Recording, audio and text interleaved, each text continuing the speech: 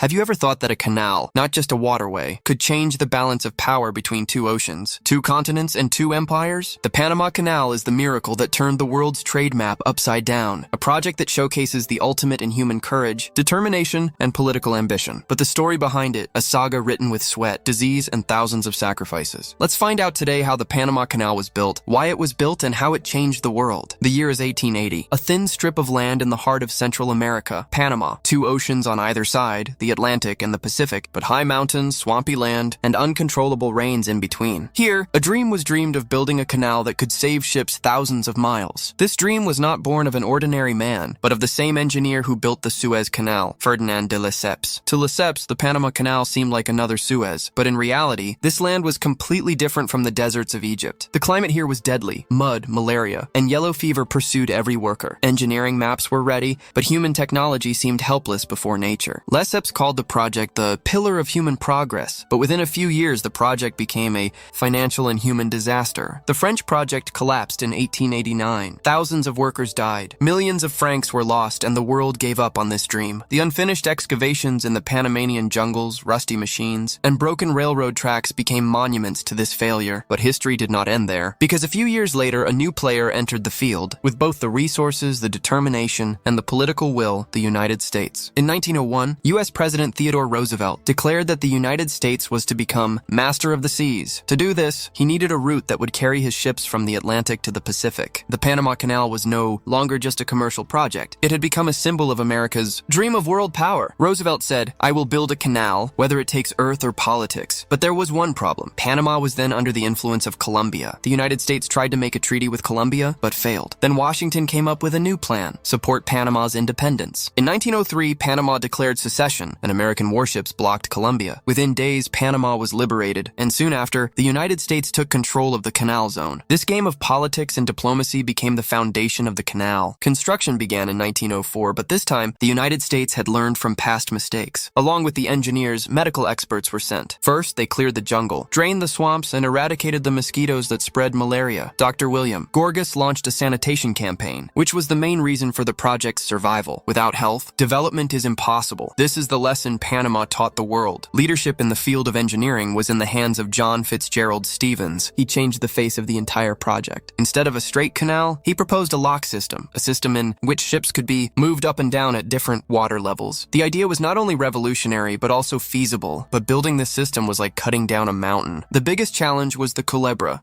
cutting through the mountains to create a deep valley. Machines roared day and night, workers sweated, but the ground was stubborn. Rains caused landslides, mud washed away, and months of hard work were wiped out in moments. Still, work did not stop. Every day was a new battle, man versus nature. The construction of the Panama Canal was not just engineering, but a human drama. The majority of the workers came from the Caribbean, Europe, and Asia. They worked in harsh conditions for low wages. Many never returned home, but they built the world's most famous canal. History may have forgotten the names of these workers, but their sweat is still in the waters of Panama today. In 1906, President Roosevelt himself visited Panama. He was an active president. He sat on a bulldozer and had his pictures taken to show the American people that the project was possible. The visit created public enthusiasm for the canal in the United States. Roosevelt said, "I have never backed down from a difficulty. This canal will be a symbol of American determination." In those days, every day was a new test for the canal. Sometimes the machinery broke down, sometimes the rain washed everything away, but Stevens did not give up. He improved the rail system, accelerated the delivery of materials, and built housing and hospitals for the workers. Slowly, the project moved forward, and the dream began to become a reality. In 1907, George Goethals replaced Stevens. He was a military engineer, a master of discipline. Under his leadership, work progressed at a rapid pace. He divided the canal into three major lock systems: the Gatun, Pedro Miguel, and Miraflores locks. These were the gates that would connect the oceans. Each lock weighed more than 700 tons, but they moved easily thanks to the principles of water pressure. It was an engineering marvel. Such technology was considered incredible at the beginning of the 20th century. Goethals said, "It's not water, it's human confidence flowing." Along with the engineers, the sacrifices of the workers increased. Sweaty clothes in the heat, poisonous insects, and the return of malaria. Death was a daily occurrence. It is estimated that more than 25,000 workers died during the project. But the world forgot their sacrifice. One part of the story has always been silent. By 1910, the shape of the canal was becoming clear. The Gatun Dam was built,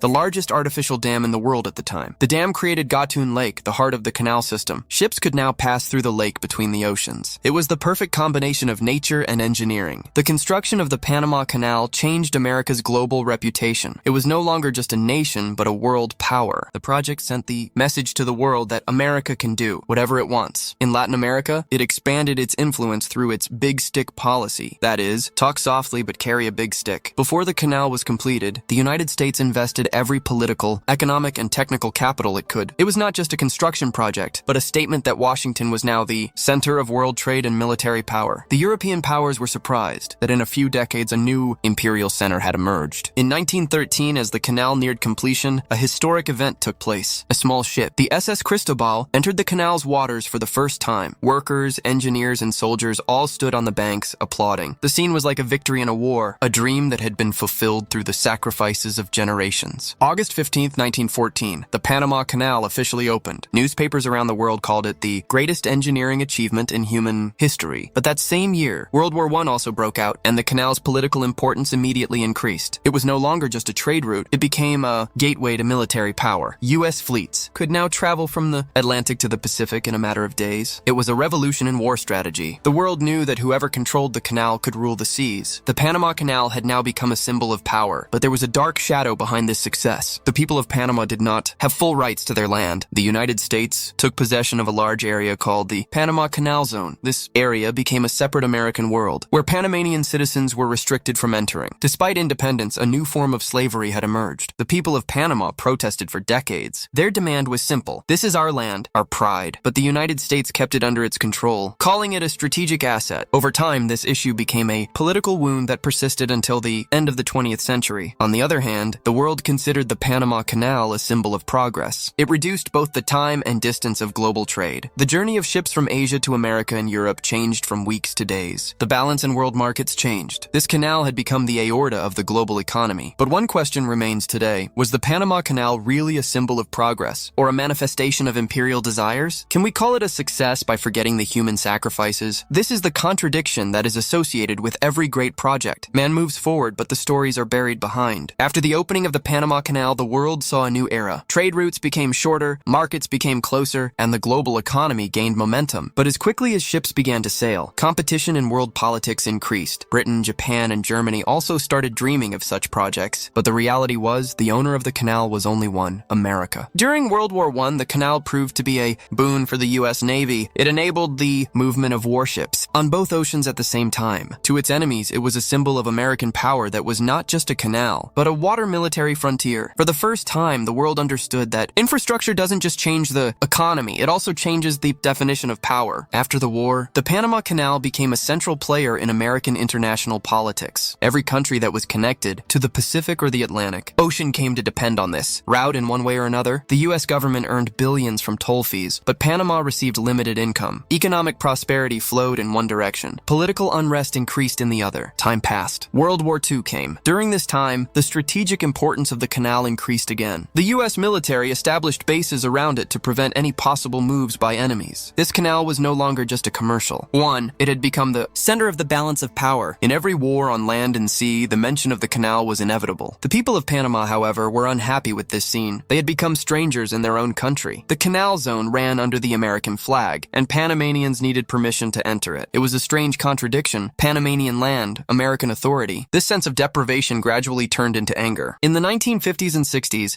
Panamanian youth began to demonstrate. They would chant, "We want our land back." Tensions rose due to the presence of American troops at these protests. In 1964, an event occurred that changed history when Panamanian students tried to raise their national flag in the canal zone. A clash broke out and dozens of young people were killed. This event became a milestone in the Panamanian popular movement. The world was watching. During the Cold War, the United States realized that if it called itself a champion of freedom and democracy, it would also have to give up the rights of others. Then negotiations began for the first time. Panama demanded sovereignty over the canal. It was a difficult decision for the United States, but the pressure of history was undeniable. A historic moment came in 1977.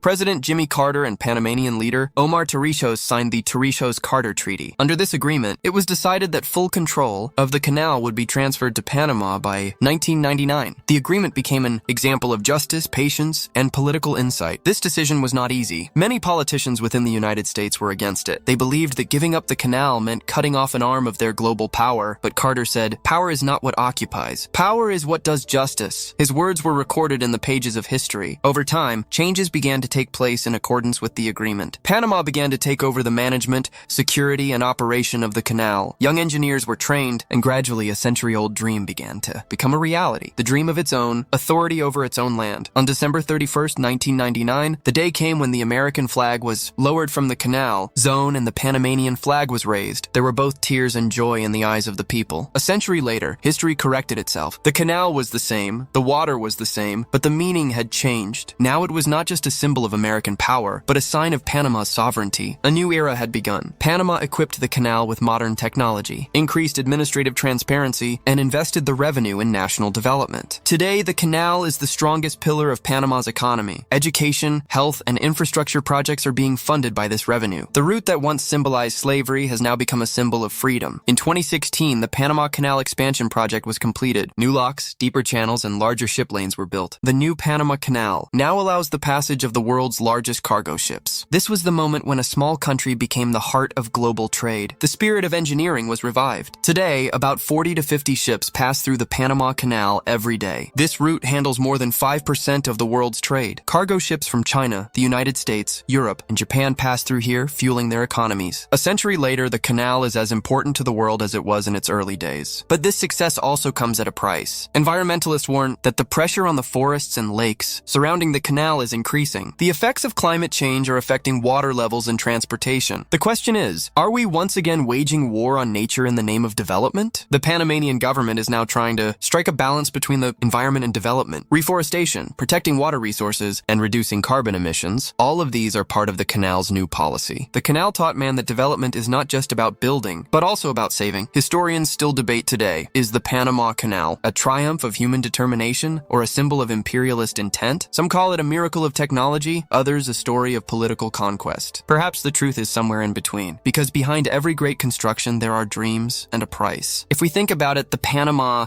Canal teaches us that the greatest strength of man is his patience and courage. When things seem impossible, this same passion tears the earth apart and unites the oceans. But it is also true that every construction must be based on moral foundations, otherwise it becomes a burden of history, not a success. When ships pass through the waters of Panama today, they are not just carrying commercial goods, but they are carrying the message of human history, a message that says, where there is a will, there is a way. But it also reminds us that every success has a shadow and of sacrifice, of sweat and of politics. And finally, a question for the audience. Do you think the Panama Canal is the greatest symbol of human progress, or is it a story of the arrogance of power? Be sure to give your opinion in the comments, because perhaps your perspective will write the next chapter of this story. The story of the Panama Canal is not over. It is a metaphor for every dream that compels a person to cross the frontier of the possible.